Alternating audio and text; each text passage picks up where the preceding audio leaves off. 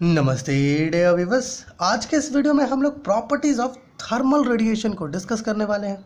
मेरे प्यारे व्यूअर्स, यहाँ पर हम लोगों ने प्रॉपर्टीज़ को लिख करके रखा है, तो हम लोग इन प्रॉपर्टीज़ पर आए उससे पहले थोड़ा थिंग्स हमें समझ लेना चाहिए। मेरे प्यारे व्यूअर्स, अभी तक है ना हमें पता है कि जो हमारा हीट है ना, हीट जो ट्रैवल करता है उसके 3 मोड्स होते हैं, है ना। अर्थात हीट जो ट्रैवल करता है वो 3 तरीक़ों से ट्रैवल करता है ना। देयर वेयर टोटल 3 मोड्स, है ना, थ्रू विच हीट प्रोपगेट्स, है ना। सबसे पहला जो मोड है उसको हम लोग कहते हैं कंडक्शन। क्या कहते हैं? कंडक्शन कहते हैं, कंडक्शन। ओके। दूसरा जो मोड है उसको कहते हैं कन्वेक्शन, है ना, कन्वेक्शन। ओके। एंड जो तीसरा मोड है उसको कहते हैं रेडिएशन। क्या कहते हैं? रेडिएशन। ओके। ये 3 मोड्स है जिसकी मदद से हमारा जो थर्मल आपकी जगह जो हीट है वो ट्रैवल करता है, वो प्रोपगेट करता है। अब आपको पता है कि जो कंडक्शन है ये जो है बेसिकली सॉलिड्स में होता है ना। बेसिकली मान लीजिए कि कहीं पर आग जल रहा है ना, ये आग जल रहा है कहीं पर, आपने क्या किया, एक लोहे का रॉड लिया और इस आग में कुछ इस प्रकार से डाल दिया और उसका एक एंड जो है आप पकड़ के रखे हुए हैं, तो कुछ देर बाद आपको वहाँ पर हीट महसूस होगा, है ना, महसूस होगा कि वो एंड भी गर्म हो गया है। सो यहाँ से जो है हीट फ्लो करके इस एंड तक पहुँचा, है ना, इसी को कंडक्शन कहते हैं। मतलब लैटिस वाइब्रेशंस की मदद से वहाँ तक जो है हीट पहुँचता है। सो बेसिकली कंडक्शन जो है ये एक ऐसा प्रोसेस है जिसको मीडियम की आवश्यकता पड़ती है और वो मीडियम, है ना, सॉलिड्स होता है। ठीक है। अगर आप कन्वेक्शन की बात करो तो कन्वेक्शन एक्चुअली एक ऐसा मीडियम है, ओके, माफ़ कीजिएगा, एक ऐसा प्रोसेस है जो बेसिकली फ्लूइड्स में होता है। फ्लूइड्स बोले तो लिक्विड्स और गैसेस में होता है ना। जैसे कि मान लीजिए कहीं पर आग जल रहा है और कोई व्यक्ति थोड़ी दूरी पर खड़ा है ना, तो ये आग का हीट जो है इसको भी महसूस होगा, है ना। तो ये हो क्या रहा है एक्चुअली, एयर के थ्रू, है ना, जो हीट है वो ट्रांसफ़र हो रहा है कहाँ पर, इस व्यक्ति के पास, है ना। इस प्रोसेस को कन्वेक्शन कहते हैं। ओके। सो कन्वेक्शन को भी मीडियम की आवश्यकता पड़ती है और ये मीडियम, है ना, लिक्विड्स और गैसेस होती हैं। अब हमारा जो तीसरा मोड है जिसके थ्रू हीट ट्रैवल करता है ये है रेडिएशन। ओके। इसको किसी भी प्रकार का मीडियम की आवश्यकता नहीं पड़ती है ना। अगर मीडियम है तो ठीक है भैया, कोई बात नहीं है ना, उसके थ्रू पास कर जाएगा। अगर मीडियम नहीं है तब भी जो है ये, है ना, हीट को लेकर के ट्रैवल करता है।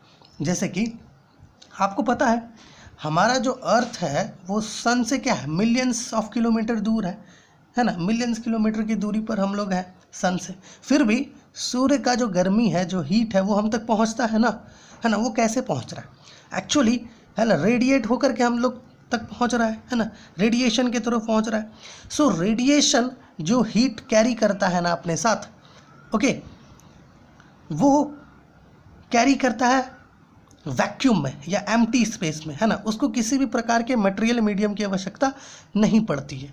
ओके। सो ये जो 2 मेथड्स हैं, ये इनको मटेरियल मीडियम की आवश्यकता पड़ती है, लेकिन रेडिएशन को मटेरियल मीडियम की आवश्यकता नहीं पड़ती। ओके।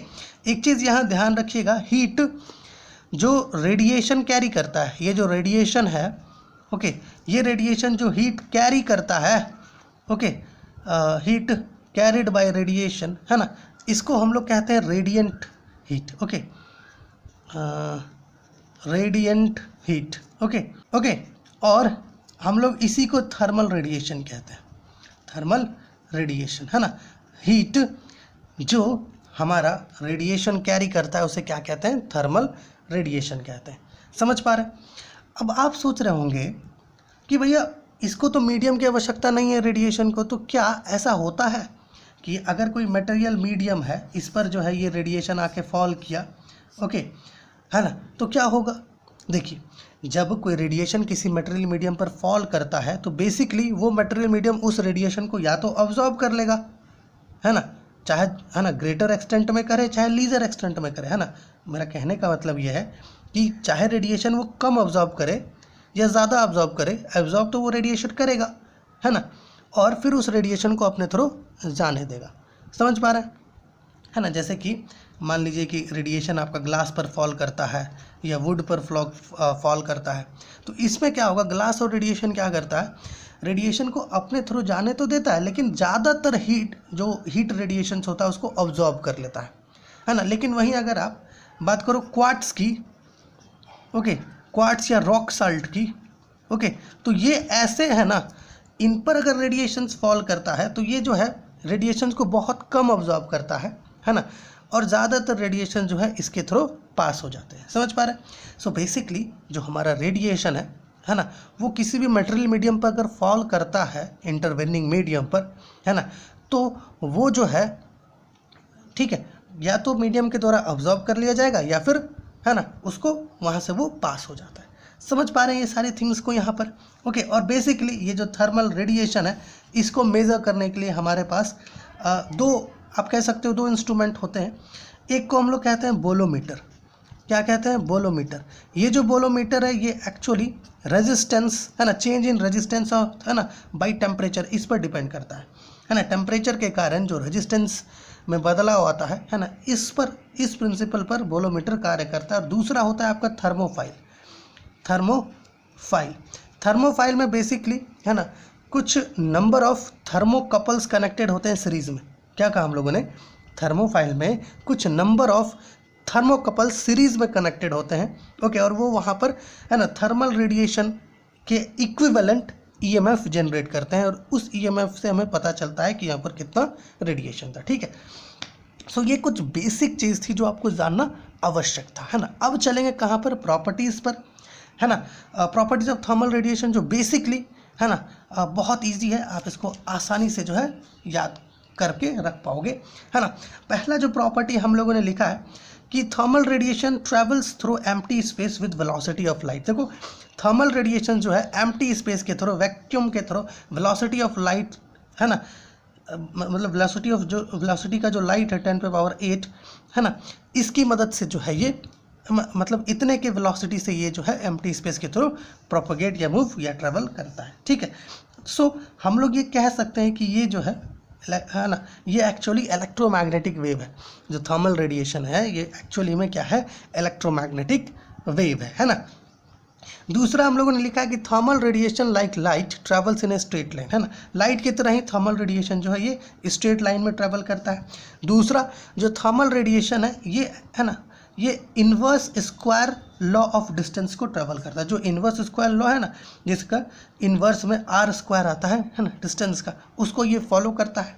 ठीक है, अगला, जैसे लाइट जो है ना, रिफ्लेक्शन और रिफ्रैक्शन फिनोमिनन्स को एग्जिबिट करता है ना, उसी प्रकार थर्मल रेडिएशंस में भी क्या होता है? रिफ्लेक्शन और रिफ्रैक्शन होता है ना। जैसे कि कोई बहुत चमकदार चीज़ है, अगर उस पर रेडिएशन फॉल किया तो वो वहाँ से थोड़ा सा डिफ्लेक्ट कर जाता है ना। और जैसे कि ग्लास का एग्जांपल लिए हम लोग, ग्लास पर रेडिएशन फॉल करता है तो वो थोड़ा सा रिफ्लेक्ट होता है। ठीक है, आगे हम लोगों ने लिखा है कि thermal radiation exhibits the phenomenon of interference, diffraction and polarization of light, है ना। थर्मल रेडिएशन जो है इंटरफेरेंस का फिनोमेनन, है ना, डिफ्रैक्शन और पोलराइजेशन, इन तीनों फिनोमेनन्स को एग्जिबिट करती है जैसे लाइट करता है। ओके, एंड देन अगर थर्मल रेडिएशन किसी भी सरफेस पर फॉल करता है तो उस पर वो कुछ प्रेशर एक्सर्ट करता है। ओके, सो ये जो 6 प्रॉपर्टीज़ है इसका आप स्क्रीनशॉट लीजिए, इसको आसानी से आप लिख करके रखिए। ओके, और इसके पहले का थिंग्स आशा आप समझ गए होंगे। अब देखिए, यहाँ तक तो आप देख पा रहे हैं कि भैया लाइट से तो बड़ा सिमिलरिटी है थर्मल रेडिएशन का, है ना। बट मेरे प्यारे व्यूअर्स, देखिए, लाइट से सिमिलरिटी है लेकिन लाइट एक्चुअली विजिबल लाइट होता है ना। बट जो हमारा थर्मल रेडिएशन है ये एक्चुअली इंफ्रारेड होता है, क्योंकि दोनों का जो वेवलेंथ है ना उसमें डिफरेंस होता है, काफ़ी डिफरेंस होता है। इसकी वजह से यहाँ लिखा है, आप इसको देखिए, the thermal radiation has same nature as that of light. जी बिल्कुल, अभी तक दिख रहे थे। The only difference is that its average wavelength is greater than that of visible light. Visible light से जो एवरेज वेवलेंथ है हमारा किसका? थर्मल रेडिएशन का, वो ज़्यादा होता है, जिसकी वजह से थर्मल रेडिएशन को हम लोग इंफ्रारेड रेडिएशन कहते हैं। मेरे प्यारे व्यूअर्स, ये प्रॉपर्टीज़ ऑफ थर्मल रेडिएशन है ना। सो कंसेप्ट ऑफ थर्मल रेडिएशन का ये पहला वीडियो है। इसमें हम लोग जो है काफ़ी लॉज देखने वाले हैं, स्टीफन बोल्ट्जमैन लॉ, है ना, veins distribution law, veins displacement law, okay, relic gene law, है ना, फिर प्लैंक्स लॉ की मदद से इन सब को ऑब्टेन करना, इन सारी चीज़ों को हम लोग यहाँ पर देखने वाले हैं। ओके, और ये आशा आप इस चीज़ को समझ पाए होंगे। और यहाँ पर कुछ पूछना हो तो प्लीज़ कमेंट कीजिए ताकि हम लोग आपका जो भी डाउट है उसको क्लियर कर सकें।